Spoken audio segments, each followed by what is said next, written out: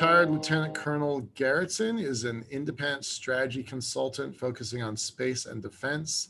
He is a senior fellow in defense studies at AFPC, which, by the way, is the initials, but I can't actually think of what is the think tank? What's its name? It's the American Foreign Policy Council. Thank you. By the way, update your LinkedIn profile to say that, please. He served as a transformational strategist at the Air Force's Air University, the premier Air Force institution for strategy and policy education and concept development, and was director of the Space Horizons Task Force and deputy director of the Schriever Scholar Fellowship at the Air Command and Staff College. Lieutenant Colonel was previously the division chief of irregular strategy, plans, and policy. He has previously served as an air power strategist and strategic policy advisor to the chief of staff of the Air Force on his strategic studies group, and 4 years on the chief of futures technology for Headquarters Air Force Space. I'm used to saying that. Headquarters Air Force strategic planning. Recently, he was the publisher for Scramble for the Skies with yesterday's presenter, Dr. Namrata Goswami. And personally, I know that while he will never take public credit for it, he was very involved with the very beginnings of the modern version of what should be called Space Corps and is in fact called Space Force. So thank you very much, Peter. I'm going to turn the screen over to you. Thanks a lot, sir. All right, let me bring it up. Michael had been kind enough to invite me to talk a little bit about what I think is a pretty exciting development, which is the release by Air Force Research Lab of a primer on cislunar space. And I just want to be clear, that everything that I'm saying is purely my opinion. I am not representing AFRL or the Air Force or the United States Space Force. Okay, so you already heard about me. I think it is fair to say that I was an advocate of the Space Force and hopefully one of its intellectual fathers. And as he said, there's a book that covers many of the things that I think would interest this audience, including some scenarios about what could happen on the moon. Okay, so talking about the primer, which came out very recently. So you can download it on the AFRL Space Vehicles website. And AFRL Space Vehicles, you may not know, but it really is and should be called Space Force Lab. It is essentially the major science and technology component that feeds the Space Force. And so there is this wonderful video, by the way, that I'm not going to show, one AFRL 2 services on this website here. And in fact, it ends showing a flyby of the moon. AFRL is also the one that is doing really the only program in the United States on space solar power. And I should mention that they're doing all this on a shoestring budget. So first of all, many people don't realize that, and particularly you in the space advocacy community should be aware that the Space Force is just 2% of the total DoD budget. And it's 1/10 the amount of the others, of the Air Force, which is, the smallest department in terms of its budget. But of the S&T, which is this second to last, there's almost nothing going in it. It's 1/20th the level of the money going into aviation for the entire, space domain on the military side. And in fact, it's like half the amount that we're spending, certainly in aviation. So I think that if you like what they're doing, they could certainly use your support to grow that. And I think you should like it if I tell you how much they're paying attention. So I want to provide some context to this document. So first of all, I know I've heard many people sort of express, concern. Michelle has just talked about, what do we want the Space Force to do? And I think it's absolutely appropriate that NSS should take a guiding role. But, many people don't realize the Space Force was in fact birthed principally by these two men in Congress who had written the basic authorization long before it became unpopular with the Department of the Air Force and the Department of Defense, and then was initially rejected by the administration and then picked up by it. And so now we do have a Space Force, and it is codified in law. And this is what it says it's supposed to do.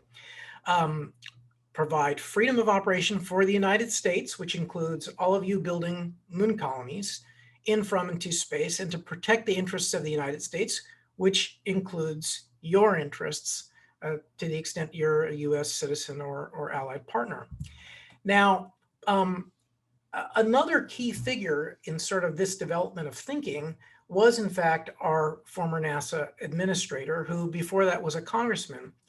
And he made this very interesting speech before he was NASA administrator, where he pointed out that constitutionally the US government is required to provide for the common defense, and that includes commercial assets, and that we need to be prepared to defend private and corporate rights and obligations, all in keeping with the Outer Space Treaty. And to enable freedom of action, the United States must have cislunar situational awareness and cislunar presence. So late in the last administration, this document that Michael brought up, the new era for deep space exploration and development, came out, which provided this grand vision of utilizing the surface of the moon and its resources, and developing a commercial economy for a sustainable presence on the moon, Mars, and beyond.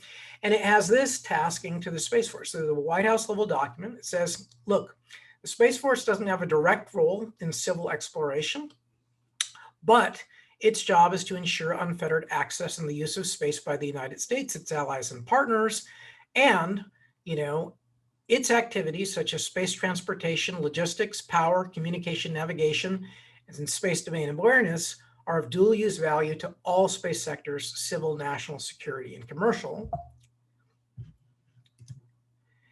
And then about the same time, prior to actually this was slightly predates that, the Space Force had this get together, and in fact, Michael Lane had a starring role in sort of ensuring that the voice of the space advocacy community was there, and the new space community was there. And you can see its influence, right? So this was an official Air Force Space Command document thinking about the future of space.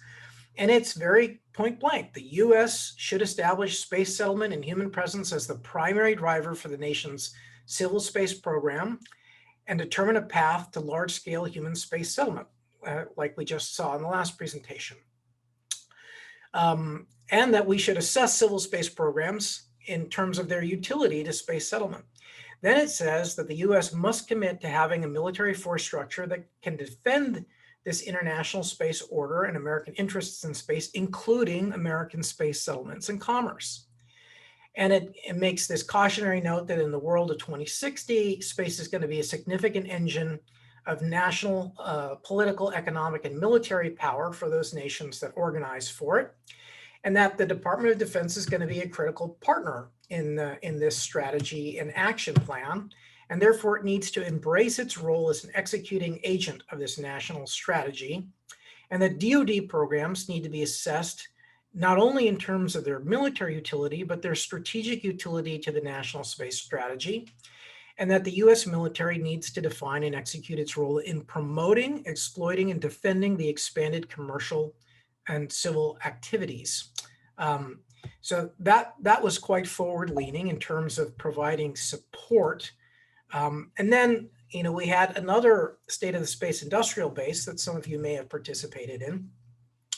And in there, they also took an advocacy position stating that with an increasing US presence in an expanded cislunar economy will require security and stabilizing military presence, clarifying the US Space Force role in protecting and enabling US commerce across cislunar is critical.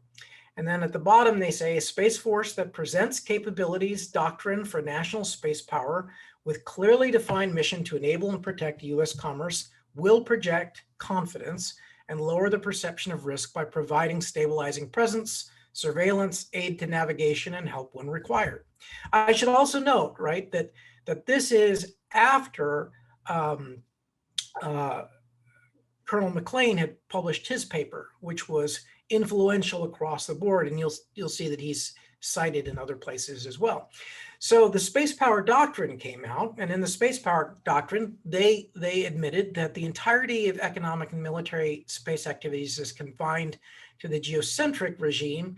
However, commercial investors in new technologies, meaning you, have the potential to expand the reach of vital national space interests to cislunar regime and beyond the near future. By the way, it's important to recognize that we don't typically use the term vital national interests lightly. That typically means don't mess with us here. And a call to harmonize the instruments of national power. And then they defined a role or a mission called space security. That's a presence mission to assure partners, meaning you, that the military is positioned to monitor and protect your interests, such as protecting the lines of communication.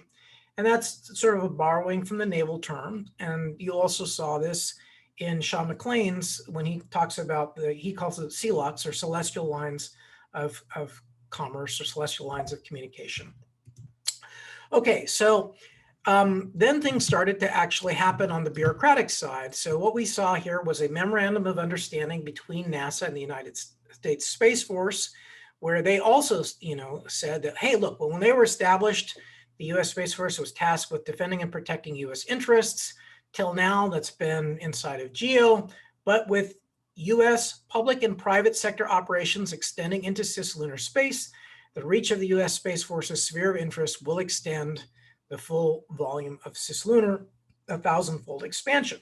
So I want you to just realize how seriously the Space Force is taking your project.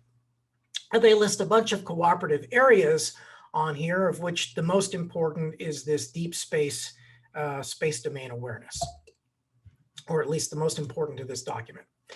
Okay, so then very late last year, a new space policy came out, and very importantly, it said the Secretary of Defense shall. Now, in the Department of Defense, shall is very strong language. It means you will absolutely do this. There's no wiggle room to get out. So it says the Secretary of Defense, and of course that would be executed through the Space Force and U.S. Space Command, will defend the use of space for United States national security purposes, the United States economy, meaning you, allies and partners, that it will protect freedom of navigation and preserve lines of communication that are open, safe, secure in the space domain. Those are your lines of commerce to cislunar, and that they are tasked to detect, characterize, warn, attribute, and respond in coordination with the Department of State and others, space-related behaviors and activities that threaten the space interests of the United States, its allies, partners, international peace and security, or the long-term sustainability of the space environment.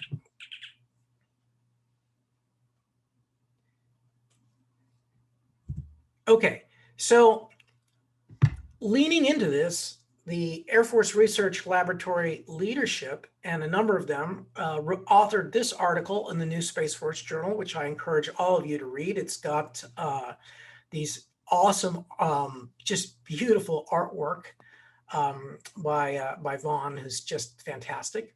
And of course, in this article, we were basically making the case that the United States military must undertake the necessary preparations to secure interests beyond GEO, and that as U.S. space activities, meaning you, expand into deep space, threats to economic and security interests are likely to emerge, and it makes that case.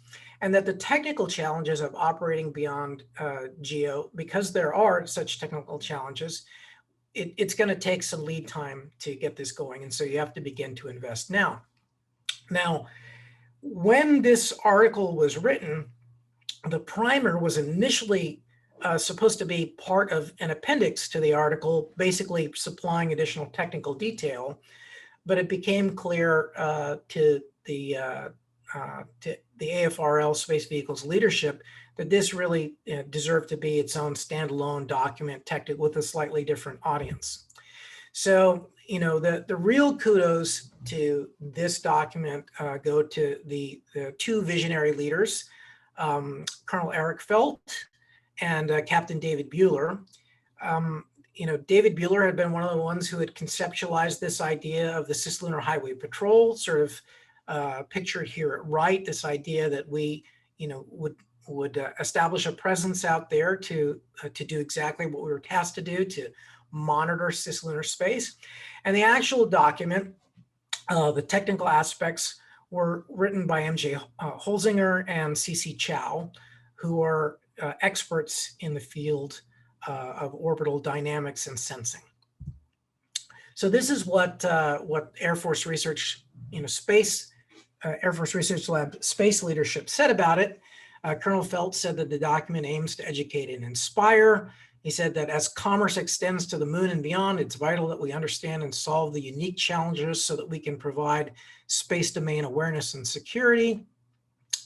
And Dr. Hammett said, if you look at the National Space Strategy that was signed in December, it actually commits the Space Force and the Department of Defense to monitoring what is going on out there. And if somebody's a bad actor in the international realm, to monitor, detect, and respond. So what is actually in this? Well, the primer itself says that it aims to familiarize the reader with cislunar space.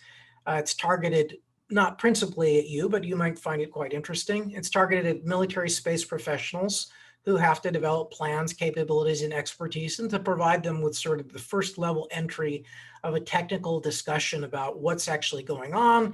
You can see it makes reference to all the documents that I just laid out for you in front. And it's basically trying to build just a basic understanding of what is a complicated environment and to provide foundational terminology. So, I think you've heard multiple times sort of this discussion of the blue versus brown water.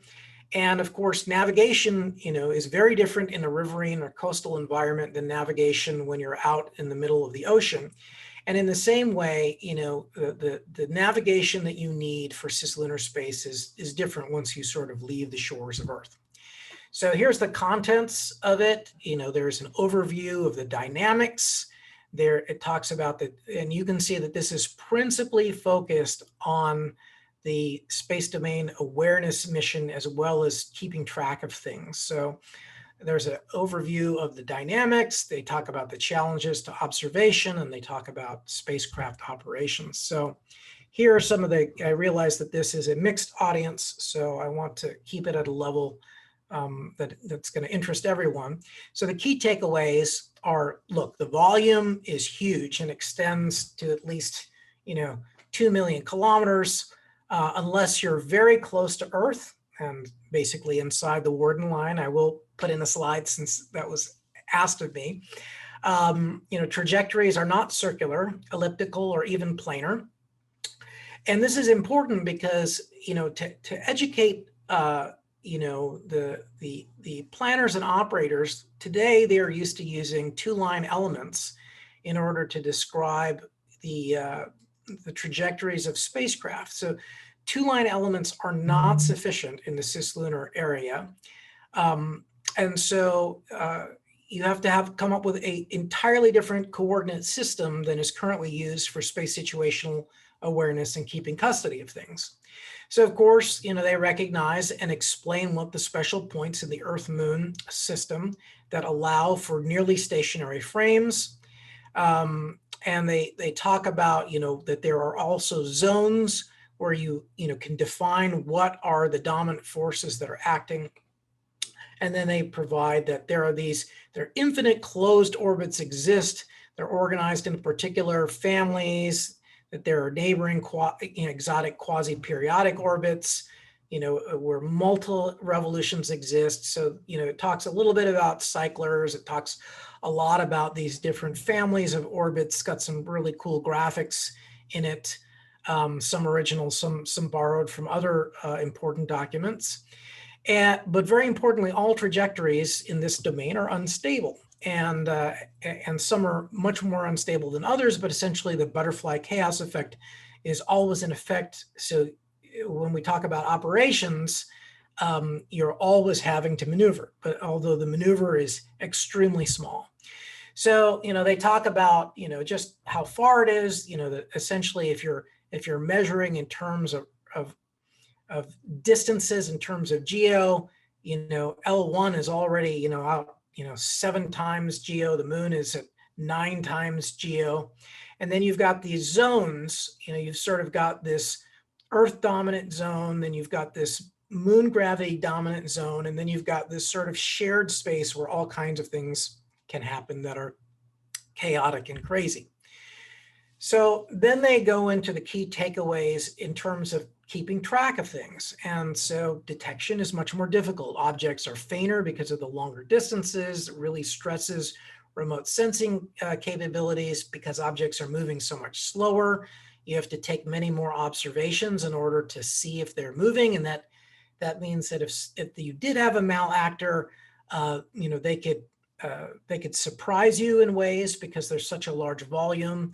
And very, very tiny changes can have a huge impact on where they're ending up. It's also extremely difficult for Earth-based sensors or even near Earth-based sensors to see the moon due to its brightness. And then because of the different rates of rotation, you have periodic difficulty in observing.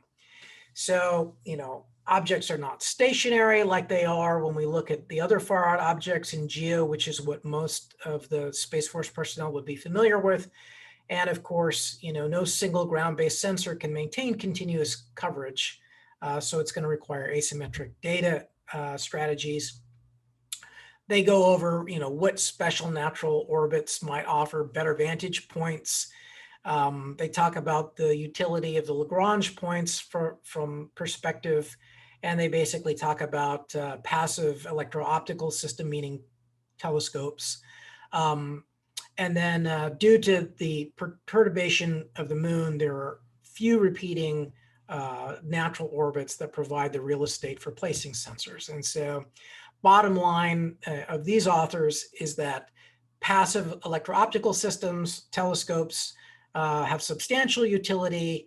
Active ranging, like LiDAR, probably not going to be as useful, or at least not as useful in the same size and packaging of a small satellite. Passive RF systems, also useful. Active RF systems, meaning radar, also face sort of the power and the fall off of going out and then coming back and reflection. So this was not in the report now. So just transitioning to the question that I heard Michael asking Sean about the Warden line. So this is a phrase coined by Matt Daniels after an insight provided by Dr. Warden, who we heard. And I should just mention that almost all of this work in some way tracks back to the mentorship of Pete Warden. I don't think there's probably anything truly revolutionary or cool in the United States space portfolio that Pete hasn't had his hand in some manner in mentoring in some way. But I think this is going to be covered more in their forthcoming book, American Spaceflight. But essentially what it is that somewhere here, just before 3 times geostationary orbit, about 100,000 kilometers altitude above Earth, this is where sort of the chaotic inputs change. You're no longer in the protected shoals of Earth, and maneuver is much easier. You can get into resonance orbits that could, completely throw you out completely. And so, you can deliberately use those, for changes. And so this is a graphic from a forthcoming piece that I yet to be published. But if these things interest you, I've written, quite a bit about, what the Space Force's role, should be, and why the moon's important, and, what this, might look like in the future. And if you're interested in seeing, what we've talked about in terms of how the Space Force should take on planetary defense and how they're underfunded for, protecting commerce, there are 2 places. And then, of course, we cover a lot of this, Namrata and myself, in the book about how great powers are starting to compete for these resources because they think it will alter the balance of power. and we talk about, how you could move from today to a crisis around 2047 that could completely determine, what the future of humanity might look like, all in this sort of competitive vision to use lunar mining to grow the global economy using solar power satellites. And we talk about a lot of situational scenarios, claim disputes, trafficking, unsafe practices, piracy, how all these might play out. And then the last thing I'll just say, I run a space strategy podcast where we talk about these things with some really terrific folks. So please think about listening in to hear, how we're talking about space and the economy. So that concludes my talk. Thank you so much. Once again, it's drinking from the fire hose. There's just so much there. The very first thing in my private chat is that James Burks is like, we need Pete's deck. So you guys send over your slides, please. Send it to me and I'll make sure we get it posted right away. There's so much there, right? I tried posting to the chat all of the reference documents. I don't know if I caught all of them, but I caught a lot of them. I'm going to summarize and say it's a fast-moving target. Like the world of space that moved super slow over like decades, all of a sudden in the last 3 years, I'd say, has changed really fast. That the DoD sees it in a very different light. They are beginning to see the moon in a different light, and they are expanding their, let's say, sphere of influence to beyond the moon. Is that all true? Does that seem true to you? Certainly there are indications of that, I think important indications. I still think, and probably rightfully so, the balance of investment remains close to Earth where, the major economic and strategic interests are. But we're nowhere near in the same world we were a year or two ago. No. And I think you're seeing more and more of the younger generation that just, take this for granted. They've come up in a different way. They think in a different way. And so I expect you'll see this continually expressed, more and more. It is, I talked about it being a battle for the soul of the Space Force, but there's a lot of evidence that it's on the road to salvation. So very nice. Madhu asked a question. So now, how does policy translate into action? Assume glacially as always? Question mark. I'm going to say I don't think that's true, but please answer however you like. Well, what I would say is that it sort of depends on who you think is the key actor. I tend to think that really it is the private sector that's going to be the driver. Of course, government has to play its role of creating the market. It's necessary, that at least the initial anchor, and that's going to be a struggle, but we're going to get a lot of help. I mean, I'll be honest, China is being extremely helpful right now in both US and, global spacefaring. So, it is their initiative that we are responding to. I don't think we would even have an Artemis program at all had there not been the Chang'e landing on the far side. And so, I think that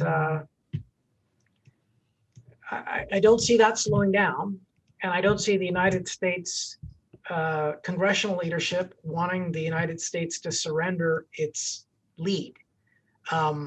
And so if that means that we're essentially committing ourselves to another, it's not exactly the right word to say space race, because there's no one destination. Namrata and I in our book use the word scramble, that there are many things to go after, but what is insufficient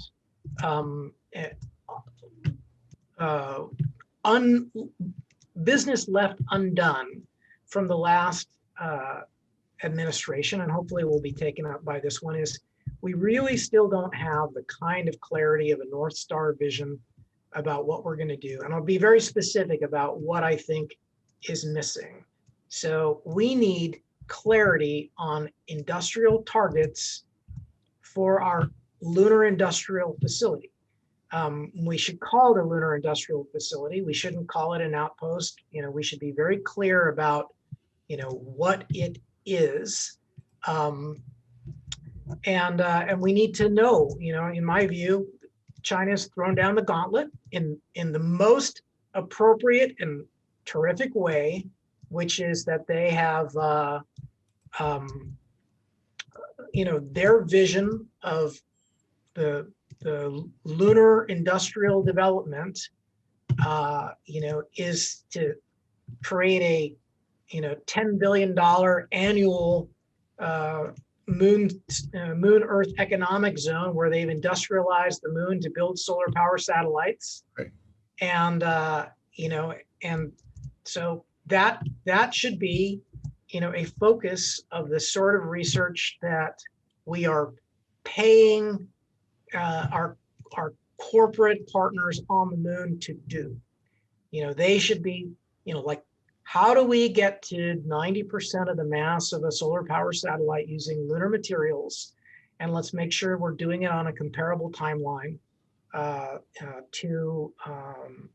by the way, one of the slides I did not show is that the US-China, let me see if I can steal back the screen share for just a second to show Sure. a few more things related to this.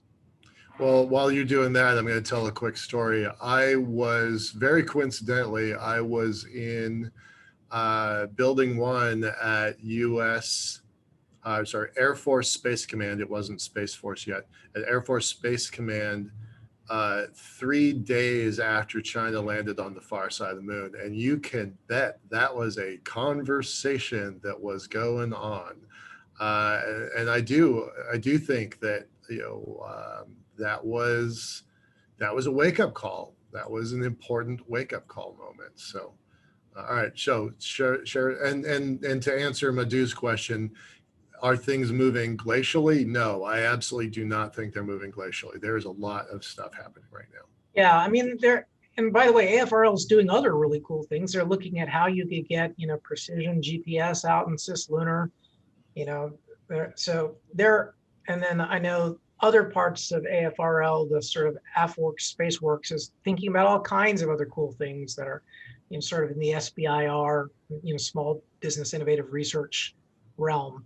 But, as much as they like to have their own NIAC, right? And NIAC's cheap. I think it's like 2 or 5 million. It's not much, right? Yeah. Keep in mind, the entire Space Force S&P budget, whatever I showed there, like 130K, 130 million. Yep. That's just tiny.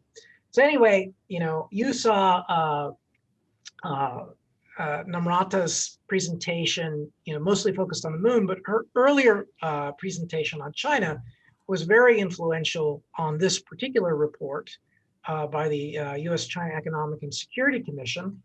And one of their recommendations at the end was to ensure that US Space Command and any future space-oriented service, meaning what would become the Space Force, are responsible for protecting freedom of navigation and keeping the lines of communication open, safe, and secure in the space domain, as the Navy does in the interest of the maritime domain. And that got translated into this, which is now law. So the last year's, or I guess this year's National Defense Authorization Act says the National Space Council shall submit to the appropriate congressional committees an interagency assessment of the ability of the United States to compete with the space programs of China, including a comprehensive assessment of the United States and China on human exploration and spaceflight. Here's the kicker: the viability and potential environmental impacts of extraction of space-based precious metals, on-site exploitation of space-based natural resources, and the use of space solar power. And I will point out that this is yet to be done. So to the extent that your community wants to weigh in, keep in mind that what they end up saying will be influential to others. So if you have data showing, hey, it's viable in these particular ways, you want to make sure that you're broadcasting that because there will certainly be plenty of naysayers.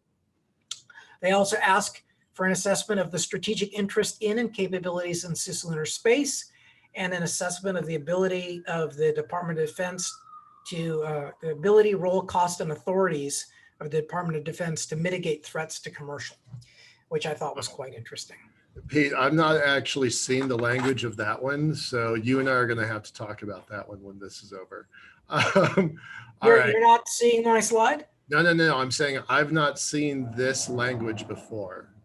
So I have not read that document. No, we're seeing you fine. We're seeing you fine.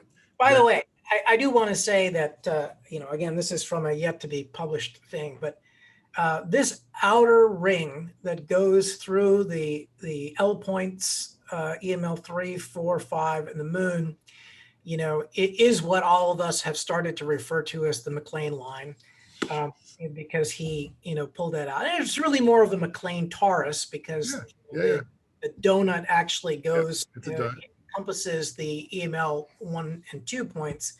And, this gets into, how is this space economy, like, and again, I want to make sure that this is from a forthcoming paper. This is not from the primer. You won't find this in the primer.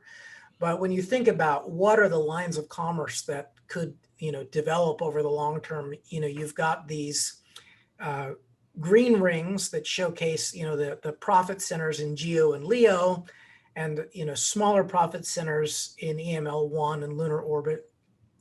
And then you've got these red lines, which are your, your lines of communication. So you've got, one thing where you're, putting out capital, assets like factories and mining gear outbound and people, and then you're also returning people via this Apollo clock. I prefer clock rather than C-lock.